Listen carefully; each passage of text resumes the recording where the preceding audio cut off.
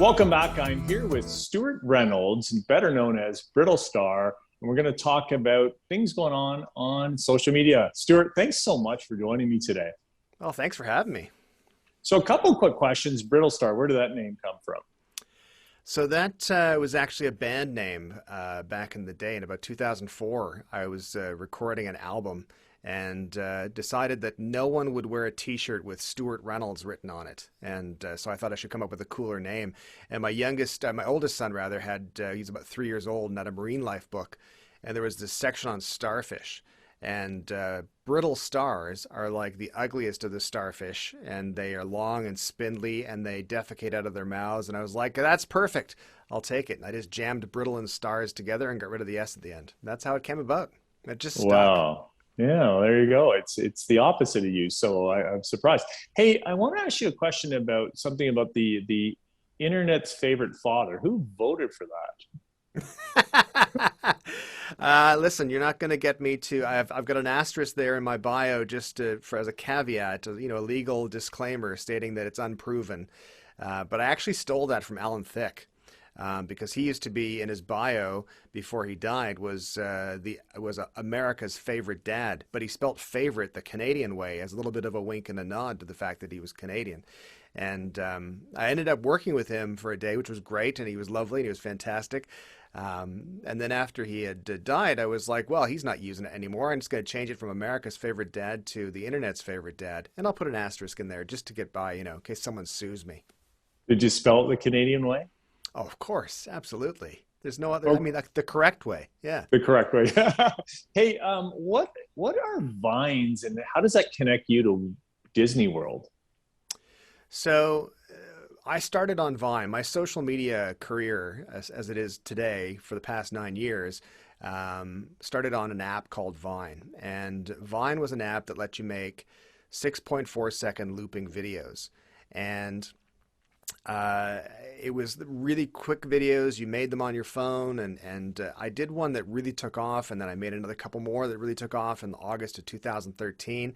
And then about a month after that, I got a message from someone saying, I work for Disney, and we'd like you to come down to California and make some videos, and we'll pay for stuff. And first of all, I checked to make sure they weren't just catfishing me, and that they turned out to be a real person. And so we went down to California. We made some videos here in Canada, and then we went down to California and did this big event called Social Media All Stars, which was the first thing we'd ever done. It was so ridiculous, the fact that we could get paid to be making videos and having fun and spending time together as a family. And we got to hobnob with people like Grumpy Cat. So it was just a really wild ride, and it kind of kicked off this whole 9 years of nonsense that's happened to myself and my family. Well, speaking of nonsense and making people just laugh hysterically, you're a content creator. What makes you think about like things like free parking in Ottawa?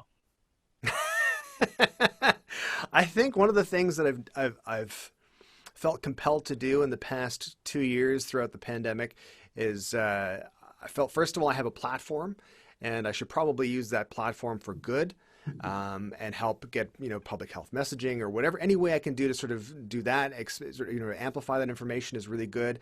I think also I felt compelled to be a bit of a vent for people. I think that people were feeling frustrated and angry, and they were feeling sad and depressed and anxious. And I thought, well, I'm feeling all of those things, and if I can express that in a manner that's entertaining, then maybe that has value for people, and maybe they can use that to express how they feel if they're having a hard time expressing how they feel. And I feel fortunate to be able to do that. So free parking in Ottawa is a reference to the occupation of Ottawa right now by the protesters, which will hopefully be coming to an end, or has become to an end by now. And it's just basically sort of saying to the people in Ottawa, we have family in Ottawa, saying to them, yeah, this is ridiculous. I'm not making light of it, but there is something ridiculous about that, and that we can kind of like take a breather and relax and laugh about it and then go back and fix it. Stuart, why do you want, just to finish up here, why do you want to make people laugh? It severely reduces the chance of them punching me. So that's a really positive impact for me, as opposed to a negative impact like a punch would be. I think that it's important to laugh. And I think that if I think I've sort of stumbled into this, I never wanted to be in comedy, though I've always enjoyed trying to make people laugh.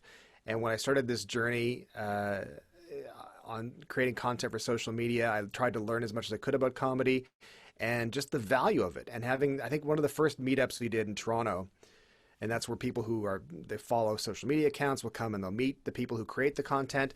And I had a woman who was about like mid-50s come up and give me a hug, was the first person I contacted or came into contact with at this thing at Yonge and Dundas Square. And she said, your videos have gotten me and my family through a really hard time. And I've heard that, I mean, I'm so thankful, but I mean, I've heard that from a number of people, and that kind of gives you the best motivation. You know, like it's the fun stuff, the microscopic celebrity, the you know, being recognized and all that kind of stuff is really cool, and the opportunities are great. But the really motivating thing is when someone says, "Hey, listen, you know, my dad was going through dialysis, and we'd watch your videos," and I'd be like, "That's amazing! Like how can you not be motivated by hearing that?" So that is why I keep doing what I'm doing, is because I get that kind of feedback. Well, Stuart, thanks for making us laugh and joining me today. Thanks so much for having me. Coming up, we're going to talk to Lindsay about the MS Society.